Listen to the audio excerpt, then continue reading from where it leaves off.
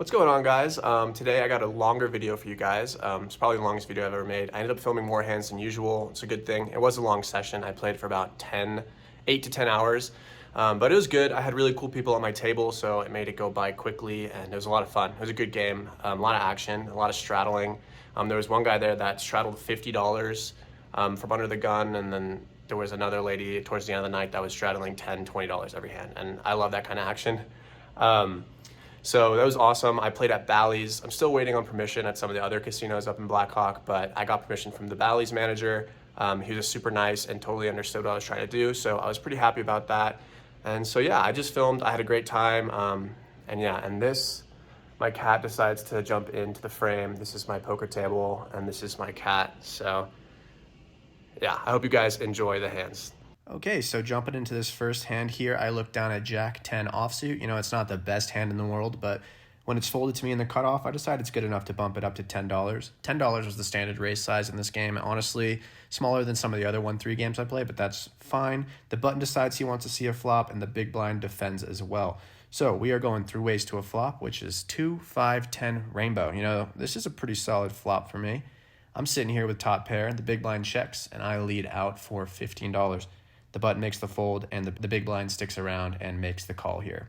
With a pot of $61, the turn comes the 8 of clubs, which brings in a flush draw, but other than that, it's pretty much a brick. The big blind checks again to me, and I bet out for $20, just trying to get some value for my top pair, and the big blind once again calls. The river comes the 2 of clubs, which completes the flush draw, and that's when my opponent decides to lead out for $40. You know, I'm trying to figure out what he has here. You know, he could have randomly hit a flush here on the river. Probably would have raised me on the turn, though, if that were the case. He could have been floating with a pair of 2s and then randomly stumbled into trips here. I think he probably would have check raised me, though, if that was the case, and not lead out, because he knows I had the betting lead and probably would have bet any river here. Kind of feels like a blocker bet, so since I can't figure it out, I end up leaning towards a call. And he says he has a pair of 5s. I show my pair of 10s, and I end up scooping the first pot. So this next one starts with everyone folding to the button, who makes it $10 to go, and then it folds to me in the big blind. And I look down at some garbage King 6 offsuit. Even though this is a pretty terrible hand, it's still in my big blind versus button defending range, so I probably make this call about 60% of the time and fold with the other 40.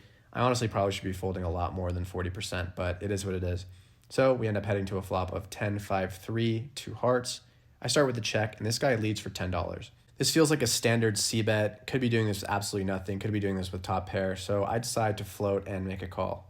Turn is a pretty good one for me. It's a king, so now I'm sitting here with top pair, and I decide to check and flow. The button bets out for $40, which is a pot-sized bet, so he's really trying to show strength here. I think the most likely holding was a 10x, which I'm now beating, so I end up making the call. The pot is now $80, and we see another 10 on the river. In my eyes, this is the worst possible card ever, because if he did flop top pair, he now has trips, and he's betting pot again, so he's basically telling me he has trips. What am I even beating at this point? I'm not really sure. He bet pot on the turn, pot on the river. Kind of have the absolute worst king as well, so I'm beat by ace, king, king, queen, pretty much every king. And this guy is an older gentleman, and people very rarely bluff the river at these stakes. So because of all that, I decide to fold. Okay, in this next hand, we got a fun one. It's limp to me in the cutoff, and I look down at 2 ducks. I decide to limp in. I think it's okay to limp here with deuces because I really just want to see a flop as cheaply as possible. And if I raise and then I were to be 3-bet, I'd be in a pretty shitty situation. But the button decides to raise it up and make it $15 over a couple of us limpers, and I am the only one who ends up making the call. So we're going to heads up to a flop, and it comes 8, 10, jack, all spades. He bets $21, and this is a very solid player with a massive stack, who has pretty much been c-betting like legitimately 100% of the time. I really wish I just bluffed raise here with the 2 of spades, but I opt on a call, which I think is probably the worst option available. The turn is a 4, and we end up not improving. I check, and the button checks back, which looks to me like he's given up on this pot. The river ends up becoming a 9, and I decide to lead out, sensing the weakness from the turn. I lead for $50, which isn't super massive, and it looks like I'm trying to extract some value. He thinks for a while, and he ends up making the call. I announce a pair, and he shows 10-9 offsuit, no spades. So he ends up rivering 2 pair on me, which is kind of a bummer. I lose this pot in a pretty shitty way. I think if he ended up not improving to 2 pair, he would have folded. And unfortunately, my bluff just didn't work out here, so I lose another pot. Okay, so right before this hand started, I add on for another $300. So I'm into this 1-3 game for about $600 total, and then I look down at the 6-5 of diamonds in the under the gun position. And right as I look down at it, the floor comes over and tells me I don't have permission to film and I need everyone at the table to sign some sort of waiver. I found this kind of funny because I've been emailing with the poker room manager here at Bally's and I was given permission to film. So I let the guy know that, and I end up just limping because I don't have the capacity to think about what I'm doing as I'm trying to tell this guy about my permission that I have. I tell him and he's like, okay, well, I'm gonna have to go contact some people. So he walks away, and this ends up happening about 5 times throughout the night with about 5 different people. It was actually really funny. The table thought it was hilarious. We always knew people would come up to me and be like, we're gonna have to come talk to you. You can't film here. So it was pretty funny. It's pretty funny. Everyone was super nice about it though. Jumping back into the hand, it folds to the button, who makes it 15, and the big blind and myself are the only callers. The pot is now $45, and the flop is 7-8-3, 1 diamond. Pretty good flop for me. I have an open-ended straight draw and a backdoor flush draw. The big blind checks, I check, and the button ends up checking through. The turn is a 5 of clubs, and now that I have some showdown value, I kind of want to get to the river as cheaply as possible. I also want the button's bluffs to stay in and let him keep firing at this board because most of the time he's going to miss this. He ends up betting for $20, the big blind folds, and I end up making the call. Going to the river, which is an 8.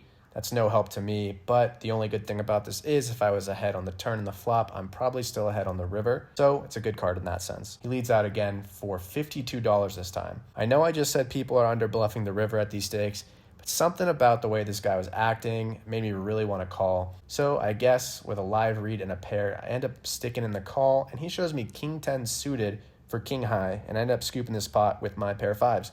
Feels really good to bluff catch this guy and make up for my bluff last hand that did not work out. So unfortunately for this hand, I was in the middle of taking notes on the previous hand, so I started filming a little bit late. We actually start on the river, but I'll catch you guys up, and it starts with an early position raise going to 15. I look down at the ace-2 of clubs, pretty nice looking hand, so I make the call. The cutoff, the button, and the big blind also make the call. So we're going 5 ways to a flop with about 75-ish in the middle, and the flop comes pretty favorable for me. 9, deuce, deuce. You could say this is a pretty good flop. I'm sitting here with trips, best kicker. The initial raiser makes it $15, and I just call, not wanting to take him off any bluffs, but unfortunately everybody else folds. We're going heads up to a turn, which is the last freaking 2 in the deck. How awesome is that? I turned quads, feeling really good about this. I haven't hit quads in months. Unfortunately, though, I didn't qualify for the high hand that they have at Bally's. You have a pocket pair in order to qualify for that. Obviously, now I'm hoping that he either has a 9 or a pocket pair giving him some sort of boat. The initial raiser leads again for 25, and with this much of the board locked up with the nuts, I just call. The river is an 8, and he leads out for 100. I'm so happy he does this, and this is basically where I start filming. I take a couple of moments, and I try to do a little bit of Hollywooding, and then I rip it in for about 150 more, and the villain basically snap calls. I show my quads instantly, and the villain shows king 9 for a full house. Kind of a disgusting situation for him, but I am so pumped that I actually hit quads and won the maximum. I think it's better to have quads with only one of them in your hand because it gives more room for other people to have boats and more coolering situations than having 2 in your hand and then 2 on the board. So really happy with how this turned out. Okay, so to keep the ball rolling here, in the same freaking orbit I got quads, I peel back the absolute piss missiles. I'm actually still writing down notes from the quad deuces hand while this is happening, so I'm kind of overwhelmed. A lot is happening at once, but I raised to $10 from early position. It folds to the hijack, and thankfully he puts in a 3-bet to 35. Folds back to me, and I'm happy to put more money in the pot, but I don't want to blow him off his hand, and since we're already heads up, I decide to go with a smaller 4-bet sizing and only raise up to $70. He decides to make the call. With 144 in the middle, the flop comes king 10-8, all of diamonds. So I do a quick little diamond check and see that I have the ace of diamonds. So I have the nut flush draw and an overpair. Pretty good hand for me. So I lead out for $50.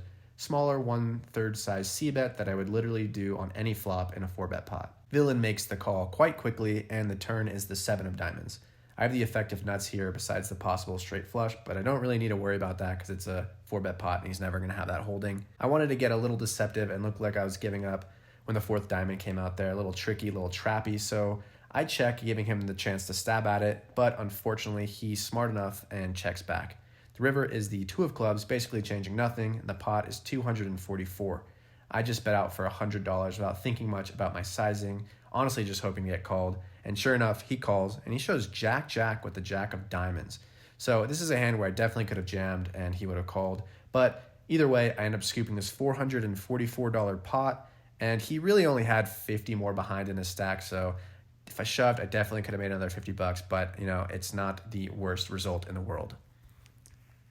So the guy that I just beat in the last hand with aces, he had about $50 left, and he was pretty tilted and upset, and he was like, I just want to rebuy. So he took his $50 and he put a $50 straddle out there under the gun. I thought that was pretty hilarious. Unfortunately, I didn't peel anything back I could play with, but two people did. So he got two callers, and they had a little side pot action. Nothing crazy really happened there, but this guy ended up tripling up blind with a straddle. He had a pair, the other guy had ace king. So yeah, good for this guy. Got most of his money back from that hand. So I really like this guy, and I'm glad he got most of his money back. Just thought this was hilarious to see. Okay, so this is a pretty interesting one. I looked down at two good-looking Jays, probably standing for something like Josie and Justin. You know, I like those two names. I like those two people. So I make a raise with them. I make it $10, and the button and the big blind call. The flop comes 2, 3, 10 with two spades. Pretty good flop for me, as I have an overpair. So I c-bet. Make it 15 to go. Both of the players call. The pot is now 75 bucks, and the turn is the 4 of clubs, meaning that all the flushes and the straight draws probably got there. Super scary card for me, so I check it over to them, and the button leads for $65. This is a pretty big bet.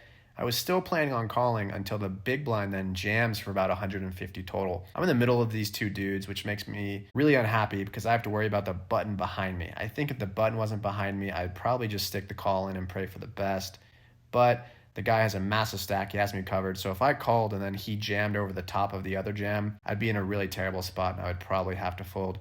So unfortunately, I make a nitty fold, and I fold jacks here. I'm not really sure if this is the best play. What would you guys do? Let me know. Just kind of a terrible spot to be in. So I fold my overpair here, and then the button actually folds as well. And I'm really sad to see that, because if I knew he was going to fold, I would have called. And then the big blind shows that he actually had 10-9 offsuit, no spades, no straight. He had top pair, no kicker. So I definitely had him drawing pretty slim there. So unfortunate fold by me, and I lose a hand here. Okay, so this next one's a pretty big one. I look down at Jack 10 of diamonds on the button, and I make it 17 to go when it's folded to me over a $6 under the gun straddle. The small blind then decides to 3-bet it up to $58, and I make the call in position. The flop comes 10, queen, 9, rainbow. All things considered, this is a pretty good flop for me. I have a pair and an open-ended straight draw. Small blind decides it's good for him too, and he leads out for $75. I contemplate raising, but it's a pretty big size already, and I don't think he would fold any overpair if he had one. So I just call, hoping to see an 8 or a king. The turn is neither of those cards, it's the 7 of diamonds. This is good though, because now I pick up a flush draw as well as my open-ended straight draw, so I have a ton of equity in this hand. Small blind then leads out again for $150 into a pot of $270, which means I need at least 26% equity to make this call profitably, and with 15 ounce, I have just about 32%. So to me, this is a clear call. Make the call, and unfortunately, it's a complete brick. The 5 of hearts comes on the river, pretty unfortunate, and then the small blind goes all in for my remaining stack of about 550 into a pot of about 570. So huge bet, and I just have a pair of 10s. I make a pretty easy fold here. This is a pretty big one to lose, but it is what it is, and he later tells me he had pocket kings. So we did make the correct laydown on the river, and imagine if a king came straight over a set, would have been pretty freaking awesome. So this last hand I got for you guys is pretty much a massive punt. So after that last Jack 10 hand, I wasn't super happy, and I was ready to get back in and battle. I looked down at ace 9 offsuit, and the button after a middle position raises it to 15. I make the call, and everyone else folds. The flop comes 2, 5, 8 rainbow, which in theory is better for my range than his. The initial raiser bets out for 18, and knowing that I have the range advantage, I raise it up to $45, hoping for a fold. He ends up calling. The turn comes a 4, and I really should have just given up right then and there, but I was really annoyed, and I really wanted to make my money back, so wasn't playing my best, but I wanted to continue the story that I had him beat, so he checks to me, and I bet out for $75, which is about 3/4 size bet, and he calls once again. After he calls here, alarm bells are ringing in my head. He definitely has something strong. The river is a 7, and I know I can't win now with just ace high, but bluffing is really the only chance I have. So close my eyes, and I stick in $150 into just about $200 pot. Picks up his cards like he's going to fold. I'm feeling really good, and then he sighs, and he flicks a chip in. I say, "You're good," and he shows pocket queens. Pretty much a huge punt for me. I'm getting a bit tilted now, so I bought in for 600 total, and only have $100 in my stack at this point. So after this, I really decided to turn off my camera and put on my try-hard pants. I am really glad I decided to focus up and put my phone away. I ended up running my $100 stack up to about 300, and then I got into a three-way all-in with a short stack and a stack about the same size as mine. I had flopped two pair, they flopped top. I don't know what the other guy had, but I ended up scooping, got my stack back up to 700, so now I'm pretty much $100 in profit. I was getting ready to rack up. It'd been a long night. Then I get dealt pocket kings, flopped a set of kings with it, but the board was kind of scary. Ace, queen, king, jack 10's the nuts there. The turn was a blank, and the river gives me a boat, kings full of aces, and it turns out my opponent had flopped a set of queens. So pretty much just a disgusting cooler. We got it all in on the turn, and yeah, he had queens full of aces, and I had kings full of aces. So close to that sweet bad beat. But either way, I scoop up a pretty massive one and end up booking a nice win on the day. Hey guys, so I hope you enjoyed the video. I had a lot of fun during this session, but I did have to turn my phone off about 3/4 of the way through because I was trying to get a little too fancy for the camera. Bluffing spots I probably should have just given up in and make plays that probably don't work as well on these 1-3 streets. I think bluffing is good, but you got to pick your spots, especially when you're with a bunch of people who will call super wide and super light. So I learned my lesson and really focused up. Ended up booking a pretty nice win of $445. I was in for 6, out for 1,045. So overall, really great day. Great people at my table. I had a lot of fun talking to them. And yeah, I just wanted to show off my poker table here. Usually there's a tarp on it, and we keep it clean so my cat can't get hair all over it. But I got a home game tonight. That should be really fun with a couple buddies. Just some 25-cent, 50-cent. So that'll be really fun. And yeah, I hope you guys enjoyed the hands, and shout out to the Bally's manager who gave me permission to film. He was super nice about it. And I look forward to meeting him. We've only been emailing, so shout out to him, super cool guy. And yeah, just yeah, let me know what you guys think. Like, comment, and subscribe. Thanks guys.